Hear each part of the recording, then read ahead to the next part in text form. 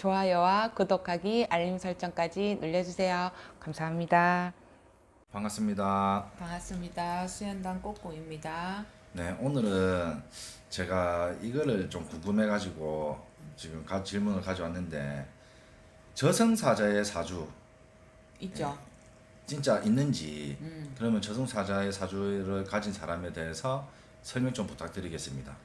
저승사자의 사주를 가지고 있는 사람들은 정말 100명 중에 한두 명 있을까 말까 라고 보시면 되는데, 특이한 경우긴 하죠. 저도 무당이 되고 나서 저승사자의 사주를 가지고 있는 사람을 봤기 때문에 어떻게 보면은 신기하기도 했고, 나도 무당이지만 사람이기 때문에, 무당이기 전에 나도 사람이기 때문에 아 정말 이런 사람이 있구나, 나도 듣기만 들었지만 아 정말 이런 사람이 있구나, 그리고 아 참 안 됐다, 조금 안쓰럽다라는 마음이 먼저 좀 많이 들었죠. 그러니까 어딜 가나 환영받지 못하고 어떻게 보면은 조금은 내쳐지는 그런 삶을 살고 있기 때문에 조금은 안쓰럽다라는 생각도 좀 많이 했었죠, 그런 분들한테는. 그러면 그런 사람들은 어떤 사람인지, 이제 뭐 주변에 그 저승사자의 사주를 가진 사람들이 일어나는 일들, 어떤 삶을 사는지.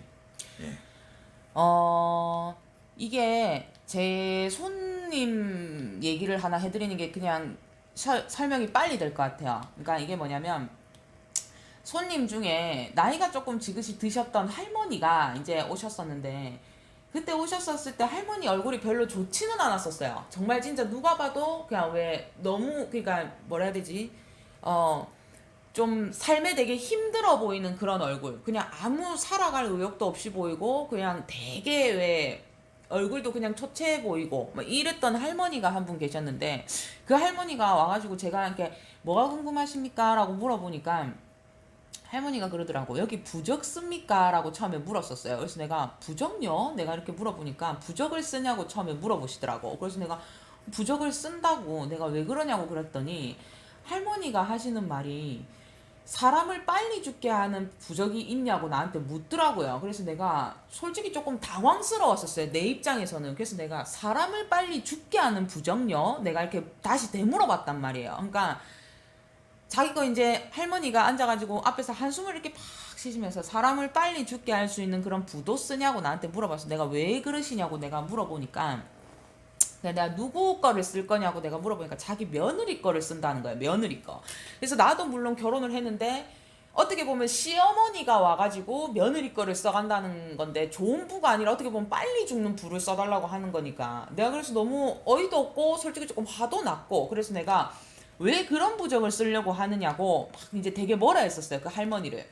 근데 할머니가 이유가 있다 하더라고 나한테. 그래서 내가 뭐가 이유가 있냐고 내가 그렇게 말하고 나서, 내가 그 전에 무슨 이유인지는 나는 모르겠지만 일단 그 며느리랑 무슨 문제가 있는 것 같은데, 나는 그냥 단순히 사이가 안 좋은 줄 알았어요, 둘이서, 며느리하고 할머니하고. 그래서 할머니한테 며느리 생년월일을 내가 달라 그랬어요. 사주를, 며느리 사주를 달라고 했더니 할머니가 불러주시더라고, 그 할머니께서. 그래갖고 내가 사주를 받아 적는데 그냥 딱 받아 적자마자 보기 싫은 거예요, 내가 그 사주를. 그래서 내가 처음에는 할머니한테 제가 딱 두 가지의 질문을 했어요. 첫 번째로는 이분 지금 뭐 하고 계세요? 이거 하나. 그 다음에 두 번째로 물어봤던 거는 이분 옆에는 남아있는 사람이 없는데 지금 이 사람 누구랑 살고 있는지, 내가 이 딱 두 개를 물어봤거든요. 그러니까 할머니가 나한테 그러더라고.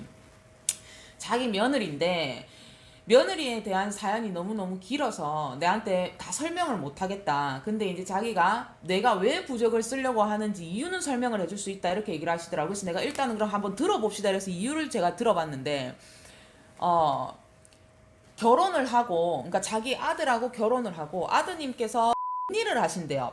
하러 이제 나갔다 들어왔다 하시는 분인데, 아들하고 이제 어떻게 보면 하시다 보니까 결혼도 아무래도 좀 늦게 한 그런 케이스고, 그래서 선을 중매를 서가지고 결혼을 시켰는데 할머니가 이제 거기서부터 이제 잘못됐다 이렇게 하시더라고. 그러면서 중매를 이제 서서 결혼을 시켰는데, 며느리가 결혼을 하고 호적 신고를, 그러니까 혼인 신고죠, 하고 나서 남편이 이제 를 하러 나갔다가 돌아가셨어요. 그래서 거기에서는 우리가 일이다 보니까 어떻게 보면은 사고가 날 수도 있기 때문에 그냥 단순히 그냥 사고라고 생각을 했는데, 어떻게 보면은 결혼한 지 얼마 안 돼서 남편이 죽은 거기 때문에 며느리가 갈 수도 있었던 상황인데 오고 가고 할 데가 없었나 봐. 그 며느리가 어떻게 보면은 뭐 고아 아닌 반고아 비슷하게 막 살고 이러다 보니까 할머니 입장에서는 그래도 가족으로 들였다 싶어가지고 며느리랑 같이 살았대요. 계속. 그런데 거기서부터 문제인 거야. 첫 번째는 자기 아들이 죽었고, 그러니까 자기 남편이 죽었고, 두 번째로는 시동생 죽었고, 그러니까 할머니의 아들이지 또 죽었고, 그 위에 또 하나 죽고 이런 식으로 자식들이 다 죽어 나가는 거야. 그 며느리가 들어오고 나서. 그래서 결국은 지금 남은 거는 그 할머니하고 며느리 한 명밖에 없는 거야. 가족으로 남은 거는. 그래서 나한테 물어보더라고. 그래서 내가 물어봤어. 왜 근데 빨리 죽는 부적을 쓰려고 하느냐니까. 이제는 자기가 불안한 거야. 안 그래도 나이가 자기가 먹어가지고 이제 어떻게 보면은 할머니가 나이가 이제 있으시니까 자기도 이제 조금 있으면은 이제 돌아가실 거라는 걸 알고 있지만 불안한 거야. 이제 옆에 있다 보니까 그렇게 자기도 생각을 연관을 하고 싶지는 않은데 이 아이가 들어오면서 우리 집에 자꾸 조상이 났다. 그렇게 자꾸 연관을 지어 생각을 하시니까 할머니가 불안하셨나 봐요. 그래가지고 내가 부적을 쓰지 마셔라. 그러면서 제가 설명을 해드렸어요. 할머니한테 설명을 해드렸는데 뭐라고 설명을 해드렸냐면 이 며느리의 사주는 저승사자의 사주를 가지고 있는 분이다. 그러니까 할머니가 스님한테 비슷한 얘기를 한번 들었대요.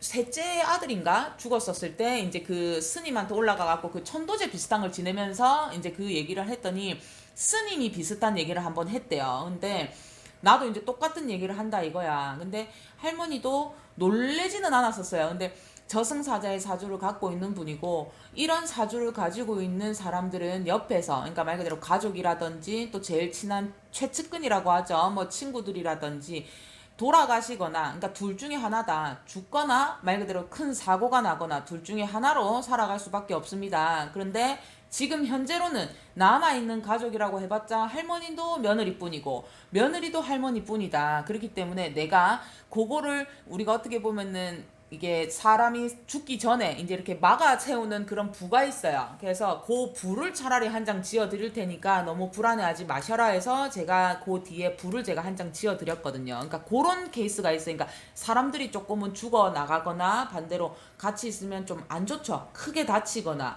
하다못해 식물인간이 된다거나 뭐 그런 경우가 있죠. 그래서 대부분 보면은 잘 옆에 두려고 하지는 않아요. 그런 사주들을.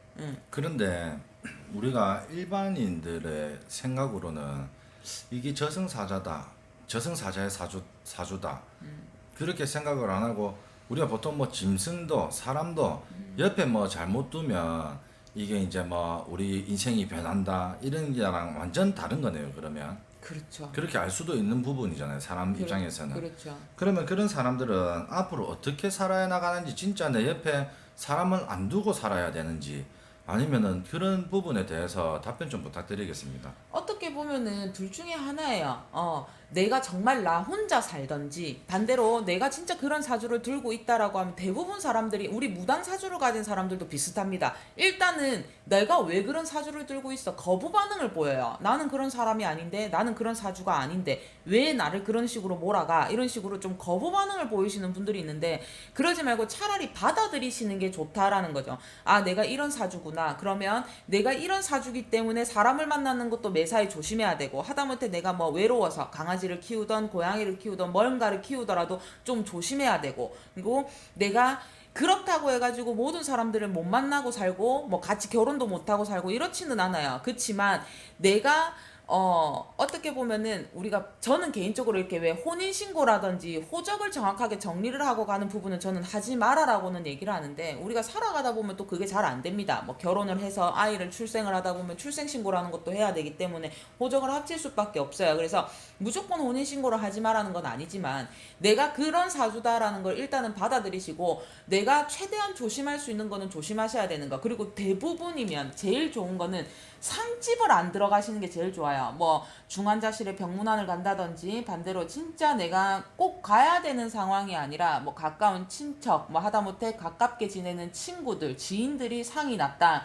그러면 꼭 가고 싶어도 웬만하면은 옆에 사람을 보내지 본인은 좀 안 가는 게 낫다라는 거죠. 그리고 우리가 길 걸어가다가 짐승 죽은 거라든지 사고가 크게 나는 부분이라든지 이런 부분들은 가다가도 모르게 나도 모르게 봤다라고 하면은 우리가 부정거리를 친다라고 표현을 하는데 그런 것들도 조금씩은 하시는 게 좋죠. 제일 좋은 거는 상집을 안 들어가는 게 제일 좋습니다. 제일 좋은 거는. 일단은 그런 사주를 가진 사람은 내 주위 사람들이 다치거나 빨리 이제 생이 빨리 마감을 하는 경우가 많다 이 말이네요. 그렇죠. 그런 사주가 있긴 있는가 봐요. 정말 100명 중에 한두 명 정도는 있어요. 저도 한 번은 봤죠. 근데 자기 본인들은 그걸 알아차기가 참 어렵겠습니다. 이런 사주를 가진 사람들은. 그렇죠. 그러니까 왜 내 주변에는 이렇게 사람들이 우리가 이거 지금 방송 보시는 분들도 내 주변에 이런 애들은 이렇다던데 이런 식으로 한 번쯤은 머릿속으로 스쳐가는 사람들이 있을 거예요. 유별스럽게 장례식장에서 자주 보이거나 반대로 이 친구랑 알고 지냈는데 얼마 안 돼서 뭐 다쳤다더라 죽었다더라 이런 소식거리를 많이 듣는다거나 그런 경우가 있죠. 나는 내 주변 사람들이 많이 죽었어요. 우리 여기 와도 손님들 중에서도 와도 그러는 분들이 많아요. 내 주변에는 희한하게 사람들이 잘 죽어요. 뭐 그러는 분들도 있고. 그래서 어떻게 보면은 저승사자의 사주를 가졌다고 해서 너무 똑같은 사람입니다. 단지 사주만 틀릴 뿐이기 때문에 서로가 멀리 하면서 지내라는 말은 아니지만 내가 최대한 조심할 수 있는 부분들은 서로가 조심하면서 지내는 게 제일 좋고 또 제가 알려드리고 싶은 거는 사자의 사주를 가진 사람들은 우리 무당 같은 사람들은 감이 옵니다. 옆에 가거나 또 같이 있거나 하면은 괜시리 화가 나거나 기분이 안 좋거나 하다못해 나도 모르는 촉이 발동이 될 때는 누군가가 죽을 것 같다 다칠 것 같다라는 느낌을 받는 경우도 있어요. 그래서 그런 촉들이 발동이 된다라고 하면 어느 정도는 말 한마디쯤은 하다못해 위험한 그런 상황들은 안 만드시는 게 좋다라는 거고 상집 출입 절대 안 하시면 됩니다. 그리고 초상집이라든지 죽은 짐승이나 하다못해 사고 현장을 본다거나 이런 부분들은 웬만하면은 눈길이 가도 안 보시는 게 제일 좋다라는 거죠. 그래서 똑같은 사람이지만 사주만 틀릴 뿐이기 때문에 똑같은 사람으로 살아가면 되지만 너무 격을 두고는 바라보지 말았었으면 좋겠다 이 말이에요. 그리고 잘 없습니다 이런 사주가. 어쨌거나 오늘도 꼬꿍 TV 시청해 주셔서 감사합니다. 또 좋은 방송으로 찾아볼게요. 좋아요와 구독하기 알림 설정 눌러주세요. 고맙습니다. 네, 감사합니다.